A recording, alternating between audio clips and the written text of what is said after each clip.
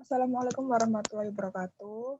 Perkenalkan, kami dari kelompok 20 dengan anggota Penini Pramitasari, NPM 01, Putri Lestari, NPM 10, Ananda Devi, NPM 20, Nurlika Lavenia, NPM 38, dan Nur Urfa Maulidina, NPM 93. Yang akan dibahas pertama kali yaitu deskripsi dari studi kasus. Jadi data warehouse sendiri merupakan sebuah database relasional yang didesain lebih kepada query dan analisa daripada proses transaksi. Biasanya mengandung histori data dari proses transaksi dan bisa juga data dari sumber lainnya. Pendapat dari Paul Lane. Kemudian dalam perancangan database tradisional menggunakan normalisasi, sedangkan pada data warehouse normalisasi bukanlah cara yang terbaik. Kemudian ada AdventureWorks yang merupakan suatu contoh skema database yang disediakan oleh Microsoft SQL Server 2005 ke atas. Pada skenarionya sendiri, AdventureWorks adalah suatu perusahaan multinasional fiktif yang bergerak pada bidang manufaktur sepeda.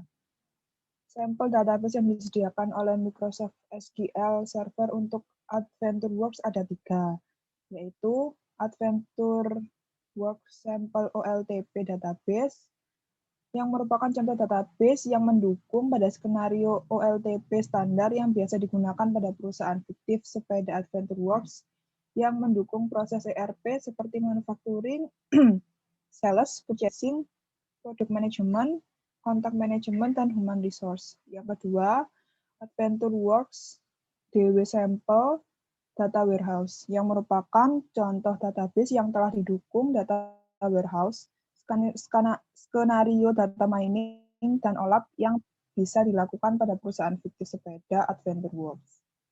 Yang ketiga, ada AdventureWorks Sample Analysis Service Database, yang merupakan contoh database yang telah didukung untuk skenario business intelligence yang bisa dilakukan pada perusahaan fiktif sepeda AdventureWorks.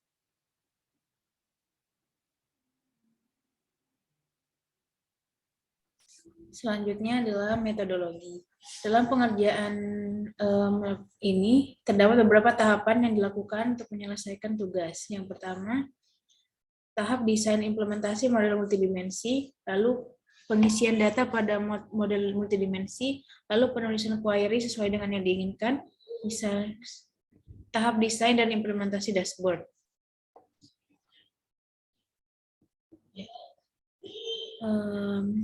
Pada gambar 1 yaitu diagram alir pengerjaan, menunjukkan kerangka penelitian yang menggambarkan jika proses pengerjaan dalam penelitian ini, proses yang dilakukan yang pertama adalah yaitu tahap desain implementasi model multidimensi. Pada tahapan ini, model multidimensi sangat bermanfaat untuk memisahkan beban kerja analisis dari beban kerja transaksi dan memungkinkan organisasi menggabung atau konsolidasi data dari berbagai macam sumber. Jadi model ini sering digunakan pada data warehouse. Contohnya untuk mengetahui penjualan atau sales, purchase, dimensinya adalah produk, lokasi, dan waktu. Pada bagian ini merupakan tahap pembuatan desain dari model multidimensi data warehouse AdventureWorks. Lalu setelah melakukan pembuatan desain, maka selanjutnya akan mengimplementasikan model dengan cara mengekspor model menjadi query. Proses selanjutnya adalah tahap pengisian data pada model multidimensi. Pada tahapan ini digunakan database MySQL, sedangkan aplikasi Pentaho digunakan untuk mengisi tabel fakta. Sementara untuk presentasi data kepada pengguna digunakan tools Mondrian Word yang merupakan OLAP engine yang menggunakan bahasa pemrograman Java dan JPFont, yang merupakan Java Server Package yang dapat menampilkan OLAP berupa tabel dan diagram. Pentaho sendiri merupakan aplikasi yang menawarkan produk business intelligence serta menyediakan data integrasi, pelayanan OLAP, pelaporan atau reporting, dashboarding, data mining, dan kemampuan ETL atau extract transform load pada Ketom.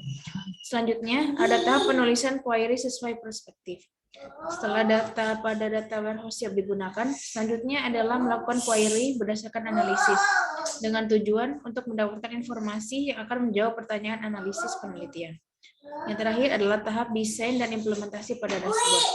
Setelah data OLAP bisa digunakan dan sudah tidak terdapat error di dalamnya, selanjutnya akan diimplementasikan hasil dari query data tersebut pada suatu website dashboard yang di dalamnya berisi hasil integrasi dari data yang telah diolah dan akan ditampilkan dalam beberapa bagan yang di dalamnya terdapat beberapa grafik pada websitenya. Selanjutnya bisa dilanjutkan oleh teman saya.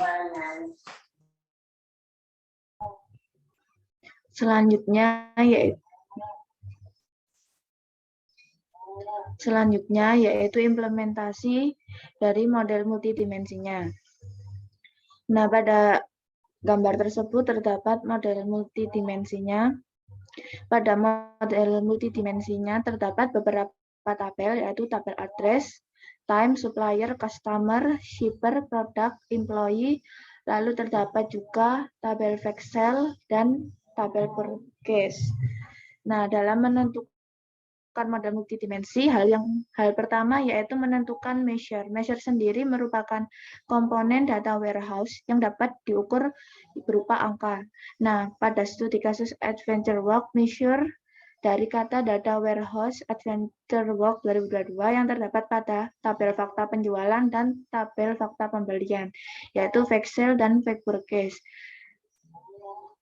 Yaitu tabelnya order quantity dan total price. Tabel faktanya. Setelah measure dan dimensi telah ditentukan, maka pengerjaan skema dapat dilakukan. Nah, pada gambar di atas merupakan bentuk skema dari model multidimensi data warehouse Adventure Work 2022. Setelah skema dibuat, selanjutnya yaitu mengekspor skema tersebut menjadi query untuk dilanjutkan ke implementasi ETL datanya. Selanjutnya akan dijelaskan oleh teman saya. Nah, selanjutnya adalah tahap PLT data, yaitu tahap pengisian data dalam model yang telah dibuat tadi. Di sini saya contohkan cara pengisian untuk pengisian tabel customer, yaitu yang pertama ada tabel input. Di sini kita menginput data dari database Adventure Works, yaitu dari tabel customer. Lalu kita select datanya yang ingin kita ambil itu apa aja. Di sini saya mengambil customer ID, territory ID, account number, dan customer type. Nah, karena di sini yang tersedia hanya territory ID, sehingga tabel selanjutnya kita perlu menggabungkan dari tabel salah territory. Yaitu di sini ada keterangan territory ID sama name. Nah, kedua tabel ini kita gabungkan, yaitu territory ID dan namanya kita joinkan ke dalam tabel customer tadi. Sehingga didapatkan tabel output di sini, yaitu customer ID, dengan customer ID, lalu account number diisi dengan account number, customer type, dan country kita isi dengan nama negaranya yang telah didapat dari tabel territory ID tadi. Nah, untuk tabel-tabel selanjutnya kurang lebih seperti itu. Lalu untuk tabel faktanya, saya buka dulu.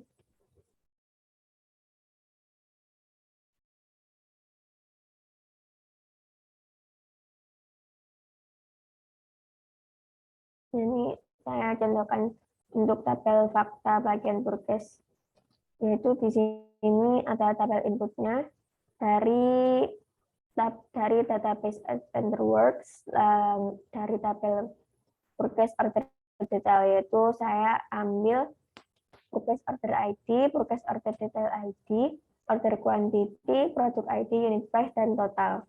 Lalu untuk menggabungkan datanya, selanjutnya kita ambil dari tabel purchase order header, yaitu kita ambil purchase order ID, employee ID, vendor ID, ship method ID, dan order date. Selanjutnya kita gabungkan. Nah, yang ingin kita gabungkan yaitu ada employee ID, order date, ship method, sama vendor ID ke dalam tabel purchase order ID. Selanjutnya ada tahapan database lookup. Nah, di sini kita, sebelumnya kita bikin itu dulu ya. Kita bikin tabel dalam bentuk CSV yang isinya itu ada keterangan dari tabel waktunya. Nah, ini kita joinkan dalam date ID-nya ke dalam order date. Nah, untuk hasilnya yaitu purchase ID diisi dengan yang sebelah sini nih tabel dari model kita. Nah, yang sebelah sini nih dari tabelnya AdventureWorks. Isinya kurang lebih seperti ini.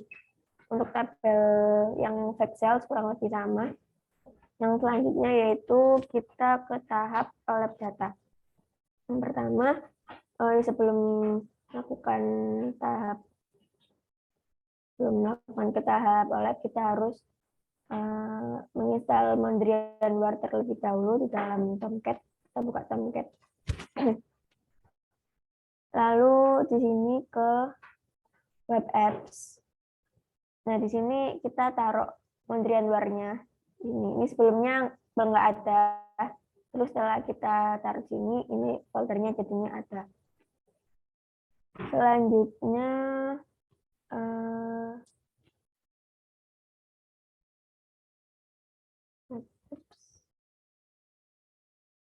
bentar.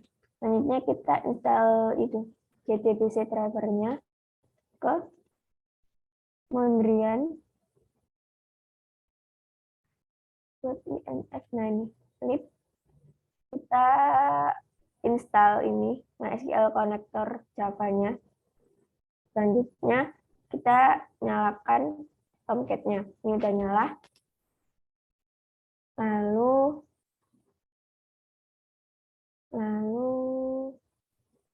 ke tahap codingnya. Ini kita bikin file baru namanya factsales.xml sama factsales.jsp. Sama selanjutnya sama yang purchase. Yang purchase juga bikin factpurchase.xml dan factpurchase.jsp. Nah, ini adalah isi dari tabel-tabel yang ingin kita isi, yaitu ada dimensi waktu, foreign key-nya date ID, terus tabelnya di sini ada tahun, bulan, sama tanggal. Selanjutnya dalam Excel juga terdapat produk, foreign key-nya produk ID, tabelnya ada produk, unit price, sama produk name. Selanjutnya ada customer, foreign key-nya customer ID, tabelnya ada customer, account number, customer type, sama country. Lalu ada address, isinya address name, city, dan country. Lalu ada zipper, isinya yaitu zipper name. Selanjutnya untuk tabel measure adalah total price dan order quantity. Nah, ini selanjutnya ini kita buat file CSV-nya, yaitu kita select measure-nya, yaitu ada measure-nya tadi amount sama quantity. Lalu dari product column, dari product, time, customer, address, zipper, dari from penjualan. Selanjutnya kita run.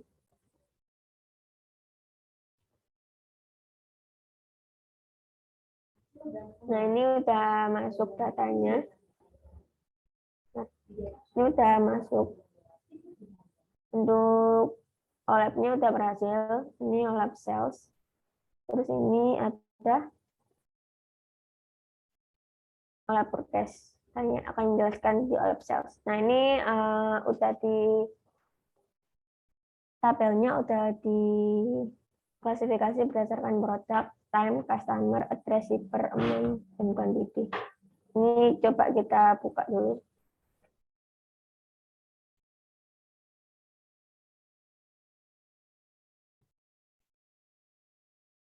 Nah, produk ini berdasarkan harganya. Jadi ini disesuaikan harganya.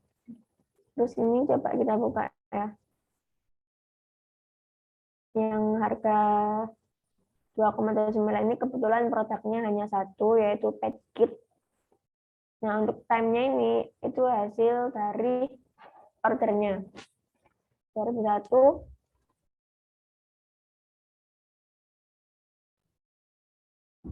Nah, ada ordernya ini. 2001-nya terdapat 2 order untuk produk patch kit.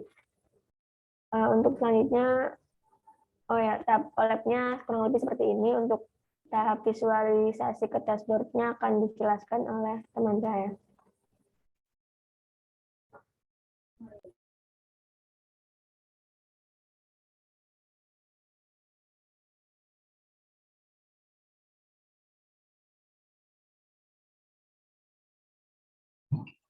Jadi yang pertama kan untuk halaman ini adalah halaman login. Jadi kita merupakan halaman tampilan saat admin ingin login memasuki halaman dengan mengisikan admin dan klik login. Kemudian kita masuk ke menu dashboard, yaitu adanya data penjualan yang berupa ada total penjualan serta total produk yang terjual.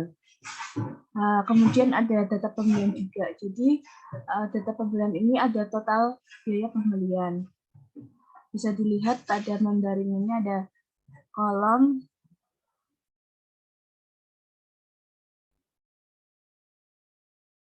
kembali. Kemudian pada grafik data penjualan ada produk penjualan, customer, total pendapatan, wilayah, dan serta metode pengiriman.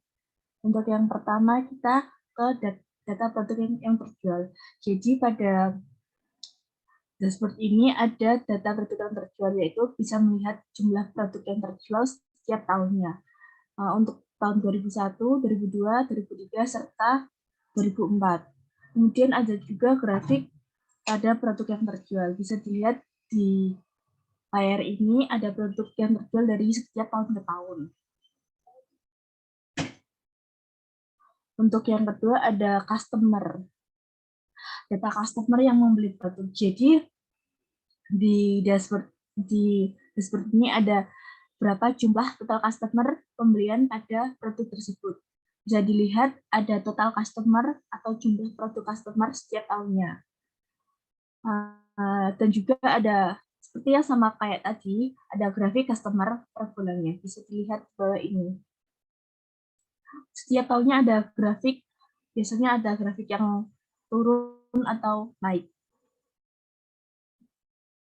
Untuk yang kedua ada total pendapatan. Jadi untuk data total pendapatan ini ada beberapa total pendapatan, yaitu ada total pendapatan, jumlah transaksi, jumlah total pendapatan tahunan, serta ada pendapatan setiap bulan juga, mulai dari 2001 sampai 2004.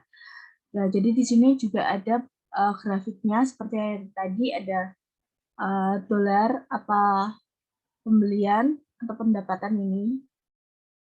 Kemudian untuk ada grafik pendapatan per tahun.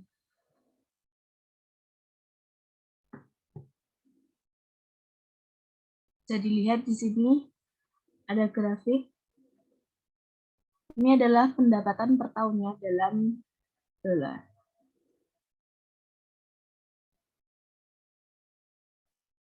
Kemudian ada juga wilayah. Data wilayah customer pada penjualan, ya, data customer paling terbanyak bisa dilihat di sini ada States, Kanada, Northwest, bisa dilihat di sini. Kemudian ada metode pengiriman. Jadi di sini ada data metode pengiriman, ada jumlah metode pengiriman, ada juga kategori metode pengiriman yang terbanyak juga. Bisa dilihat pada grafik ini. Kemudian masuk ke grafik data pembelian. Jadi pada data produk pembelian ini ada jumlah data produk yang dibeli dan juga ada jumlah produk yang dibeli setiap tahunnya.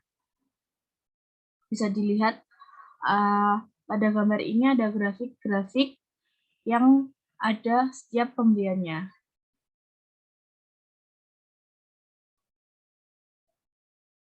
Untuk yang kedua ada data vendor pembelian produk. Misal ada total vendor ya.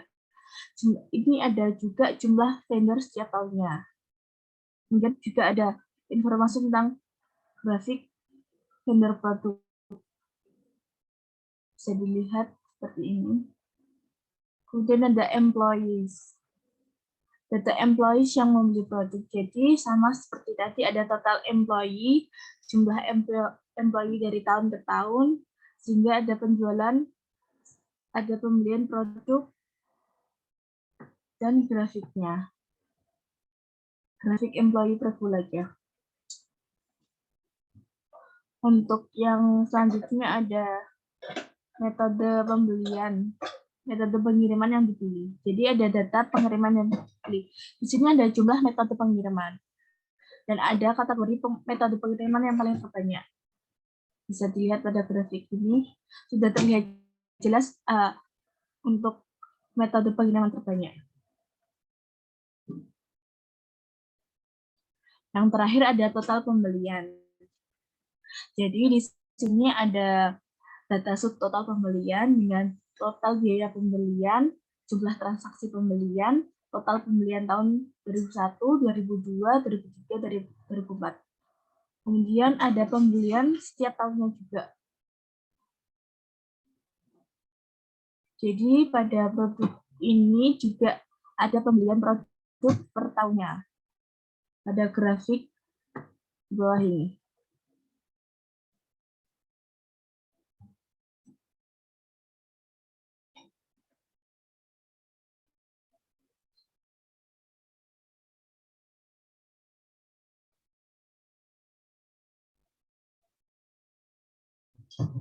Kemudian next Tika.